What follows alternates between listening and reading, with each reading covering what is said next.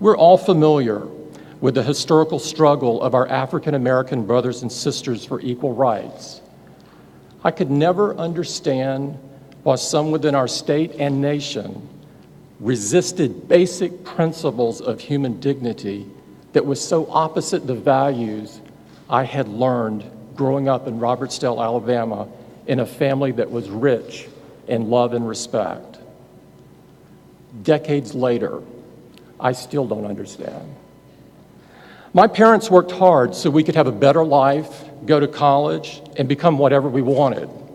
They moved to Alabama because they found friends and neighbors that shared their values, and I saw that.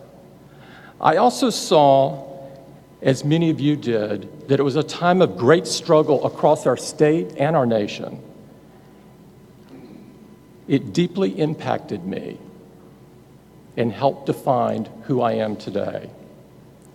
As I stand here in the Capitol, I am reminded of all of those who came before us, those who fought for change, and those who resisted it.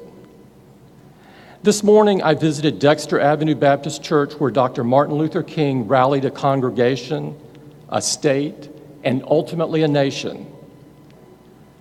I have long admired Dr. King, and it was a deeply moving experience. Dr. King once said, "Our lives to begin to end the day we become silent about the things that matter." There is little, if anything, that matters more in our country than our basic tenets of equality and human rights. I have long promised myself to never be silent in my beliefs in regard to these tenets. Although there has been much progress, our state and our nation still have a long way to go before Dr. King's dream is a reality. As a state, we took too long to take steps toward equality, and once we began, our progress was too slow. Too slow on equality for African Americans. Too slow on interracial marriage, which was only legalized 14 years ago. And still too slow on equality for the LGBT community. Under the law, citizens of Alabama can still be fired based on their sexual orientation. We can't change the past, but we can learn from it, and we can create a different future.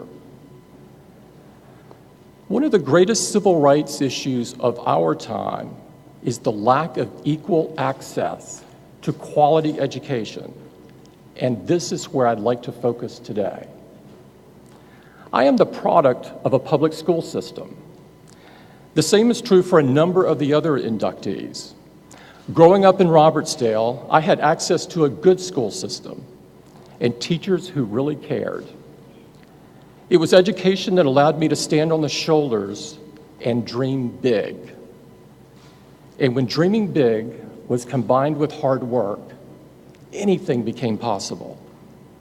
This is the American dream, and it is what distinguishes our country from most other nations on the planet.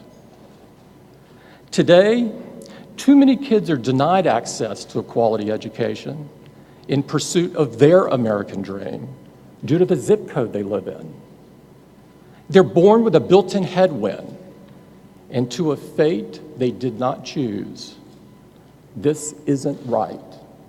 It isn't just, and it isn't a reflection of our deepest values.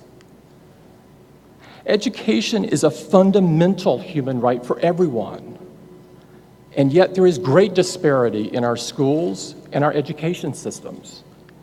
Many schools struggle to provide the basics despite dedicated efforts of teachers and families.